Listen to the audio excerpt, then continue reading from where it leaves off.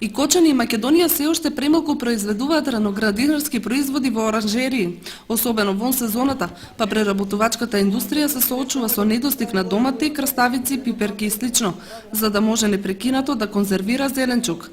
Последниот податок вели дека државата извезува само 6000 тони конзервиран зеленчук, што е премалку во споредба со Молдавија, која реализира 20.000 тони извоз, или Холандија со неверојатни 400.000 тони.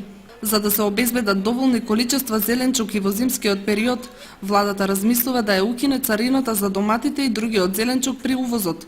Но тоа предизвикува реакции кај раноградинарите, кои сметаат дека со таа мерка можеби ќе им се помогне на преработувачите, но ќе се уништат градинарите.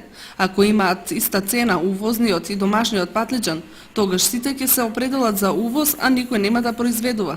Од домашното порано нема.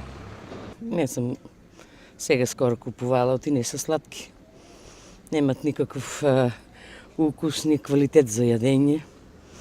Оно што си произведуваме од дворовите, тоа си јадеме сине. Домашното производство е окей, со квалитет, не може увозот со нашто. Тоа на секој да ни биде јасно. Домашните, секако. Домашните се поевтини. Увозот е поскап, секој е поскапо. Везените се поевтини, шо се понеквалитетни. Мислам дека се поевтини.